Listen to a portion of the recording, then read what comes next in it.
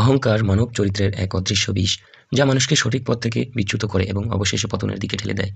এটি মানুষের অন্তরে এমন এক ধরনের অতিরিক্ত আত্মপ্রশংসা ও আত্মবিশ্বাসের জন্ম দেয়, যা তাকে অন্যের প্রতি অসম্মানজনক করে তোলে। অহংকারের কারণে মানুষ নিজের সীমাবদ্ধতা ভুলে গিয়ে নিজেকে সবার উপরে ভাবতে শুরু করে। ইতিহাস ও ধর্মীয় গ্রন্থগুলোতে অহংকারের ফলাফল হিসেবে চূড়ান্ত বিপর্যয়ের উদাহরণ পাওয়া যায়। বাংলায় প্রবাদে বলা হয়, অহংকার পতনের মূল। এর অর্থ হলো, অহংকারী ব্যক্তির অবশ্যম্ভাবী পতন ঘটে। অহংকার এমন এক মানসিকতা যা মানুষকে অন্ধ করে তোলে এবং সঠিক ভুলের পার্থক্য বোঝার শক্তি নষ্ট করে। মানুষ যখন নিজের যোগ্যতা, ক্ষমতা বা সম্পদের উপর অহংকার করতে শুরু করে, তখন তার বিনম্রতা হারিয়ে যায়। ফলে সে সমাজে ঘৃণা এবং বিরোধ সৃষ্টি করে, যা শেষ পর্যন্ত তার নিজের ক্ষতির কারণ হয়। ধর্মীয় শিক্ষা এবং দর্শনে অহংকারকে নেতিবাচক গুণ হিসেবে দেখা হয়। ইসলাম ধর্মে অহংকারকে শয়তানের গুণাবলী হিসেবে উল্লেখ করা হয়েছে। শয়তান অহংকারের বশবর্তী হয়ে আল্লাহর আদেশ অমান্য করেছিল এবং তার ফলে সে চিরতর অভিশপ্ত হয়। অহংকারের কারণেই মানুষ অন্যকে তুচ্ছ জ্ঞান করে এবং নিজের সীমাবদ্ধতাকে অস্বীকার করে।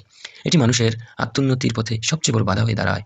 সমাজে অহংকারী মানুষ খুব দ্রুত মানুষের সহানুভূতি ও সমর্থন হারায়। বন্ধুমহল, পরিবার ও সহকর্মীদের কাছে এমন মানুষের গ্রহণযোগ্যতা কমে যায়, কারণ অহংকারী মানুষ সারাক্ষণ অন্যের মতামতকে গুরুত্ব দিতে চায় না এবং সবকিছু নিজের নিয়ন্ত্রণে রাখতে চায়। ফলে ধীরে ধীরে সে একঘরে হয়ে পড়ে।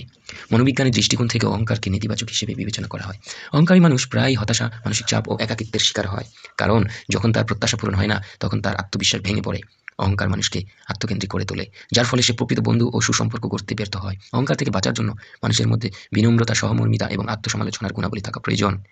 অহংকার না করে নিজের ভুল স্বীকার করার মানসিকতা একজন মানুষকে সমাজে সম্মানিত করে। আমাদের উচিত সবসময় মনে রাখা যে মানুষ ক্ষণস্থায়ী এবং সীমাবদ্ধ।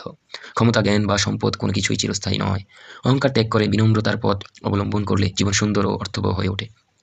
অতএব অহংকারের ফল কখনোই ইতিবাচক নয়। এটি ধ্বংসের দিকে নিয়ে যায় এবং সম্পর্কগুলোতে ফাটল ধরায়। ব্যক্তিগত জীবন, সমাজ এবং কর্মক্ষেত্রে সাফল্য অর্জনের জন্য অহংকার ত্যাগ করে বিনয় ও সহমর্মিতার গুণাবলী অর্জন করা আমাদের সকলের জন্যই গুরুত্বপূর্ণ। ধন্যবাদ।